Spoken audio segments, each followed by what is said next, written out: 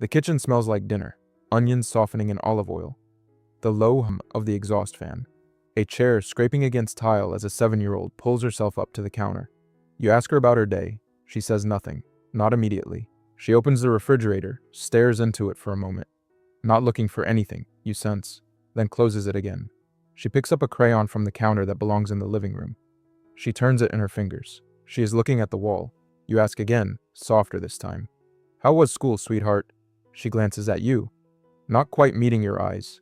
A small sound, almost a word, and then she walks out of the kitchen entirely, and you are standing there, wooden spoon in hand, with a feeling that is somewhere between concern and exhaustion. You wonder, for the 100th time, if something is wrong. If she is wrong. Here is what every well-meaning adult in that child's life has probably said at some point. She's just shy. She's always been the quiet one. You're lucky. She's so easy. Easy. That word. That word is the first thing we need to dismantle. Because it is not only inaccurate, it is the precise opposite of the truth. The quiet child is not resting. She is not switched off. She is not passively existing in the corner of a room while the louder children burn through their energy. She is working. At a neurological level that most adults will never witness because it is invisible. She is processing everything. The tone of your voice when you ask that question. The slight tension she detected in your shoulders. The ambient noise from the street outside. The emotional residue of something that happened at school 6 hours ago that she is still carefully turning over. The common assumption is that silence means less. That less output means less activity. That a child who speaks little is thinking little. Neuroscience has now established, clearly and with remarkable precision, that the opposite is true. Tell me in the comments, have you ever stood in that kitchen? Have you ever watched your child walk out of a room and felt that exact confusion? Drop your story below, because you are not alone, and what you learn in the next few minutes will change how you see that moment forever. In 2012, researchers at the Salk Institute for Biological Studies in La Jolla, California, conducted a longitudinal study examining cortical processing patterns in children aged 5 through 12. Using high-density electroencephalography, a non-invasive method that maps electrical activity across the scalp in real time, they identified something that challenged decades of assumptions about temperament.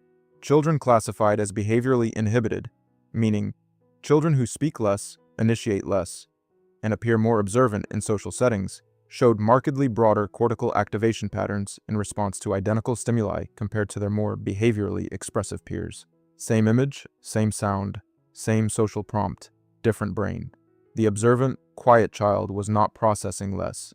She was processing more, engaging more cortical real estate, more associative networks, more regions linked to pattern recognition and long-term memory retrieval. This was independently supported by work published in the Journal of Child Psychology and Psychiatry in 2016, where Dr. Jadzia Jagielowicz at the State University of New York correlated depth of processing with behavioral quietude in pediatric populations. Her findings, grounded in functional magnetic resonance imaging data, showed that children with high sensory processing sensitivity exhibited significantly greater activation in the insular cortex, a region deeply involved in self-awareness and the integration of emotional and physical experience. These children are not less engaged with their world. They are engaged with it at a depth that their nervous systems are still learning to manage. If this kind of research changes how you see your child, give this video a like. It tells us that bringing science into parenting actually matters to you, and it matters to us too. To understand why that little girl walked out of the kitchen, we need to go deeper. We need to go inside. The human brain runs, in part, on a neurotransmitter called dopamine. You know it as the molecule of reward, the chemical released when something good happens, when anticipation is met, when a social connection lands correctly. But dopamine is also, fundamentally, a molecule of stimulation. And here is what the research, particularly work led by Dr. Elaine Aron at the University of California, San Francisco, whose clinical assessments of highly sensitive persons have now been replicated across more than 40 independent studies, consistently shows. Quiet children operate closer to their dopamine saturation threshold. In practical terms, what registers as a pleasant social interaction for an extroverted child, a crowded birthday party, a noisy classroom, a hallway full of shouting peers, registers for the quiet child as neurochemical overload. The dopamine system, already running near capacity from the ambient stimulation of the day, begins to signal something closer to distress. The brain responds logically. It contracts, It withdraws.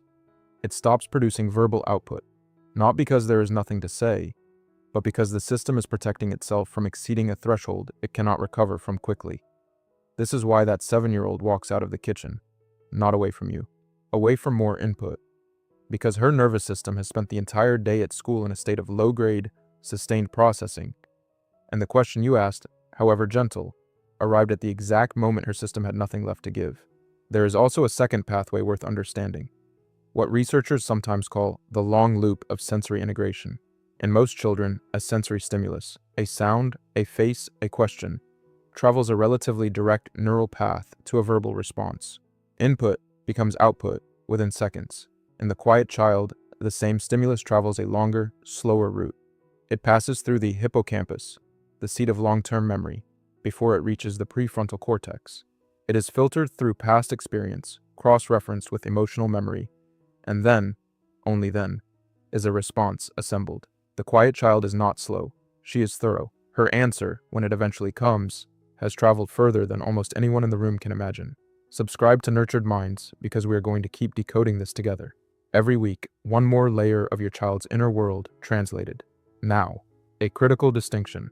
Everything we have described so far is healthy. It is, in fact, evidence of an extraordinary nervous system doing exactly what it was designed to do. But there is a line, and parents need to know where it is. Healthy quietude looks like this. A child who is still curious, who makes eye contact when she feels safe, whose body is relaxed even when she's not speaking, who retreats to recharge and then returns. Developmental shutdown looks different.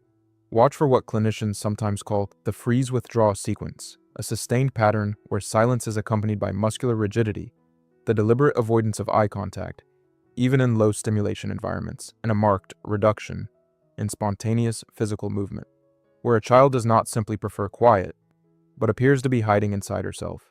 This pattern, when persistent across more than 3 weeks, may indicate chronic sensory overload, a condition now studied under the broader framework of sensory processing disorder, and one that responds exceptionally well to early intervention.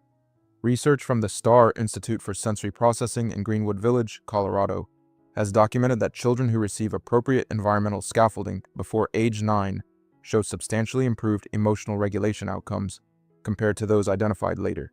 The distinguishing question for parents is not, is my child quiet? It is, does my child still reach for connection? Even slowly, even silently. A child who holds your hand without words, who brings you a drawing without explanation, who leans against your shoulder while watching something together. That child is communicating at a frequency that does not require sound. A child who has stopped reaching entirely is the child who needs you to come closer. We began in a kitchen, a parent, a wooden spoon, a child who walked away. And what we now know is this: that small back disappearing around the corner was not rejection. It was not indifference. It was not a failure of your relationship or a warning about hers. It was a nervous system that had reached its daily limit and trusted deeply that the kitchen would still be there tomorrow, that you would still be there tomorrow. The quiet child does not bond through noise. She bonds through presence, through the warmth of a room she is allowed to leave and return to, through the particular texture of a parent who does not need her to perform. Oxytocin, the neurochemical of attachment, is released not only through words and laughter, but through sustained, non-demanding proximity. The parent who sits beside the quiet child and simply exists next to her is flooding that child's brain with exactly the chemistry of secure attachment. Your silence, offered alongside hers, is not emptiness. It is fluency in her language. So here's the question I want you to sit with and share in the comments below. What is one moment when your quiet child communicated something profound to you without a single word? Tell me that story, because those stories deserve to be heard. If this video gave you a new way to see your child, like it, share it with one parent who needs it, and subscribe, because next week we are going to go even deeper into why some children seem to feel other people's emotions as if they were their own. The science behind that will change the way you see empathy itself. This is Nurtured Minds, and we will keep listening so you can understand.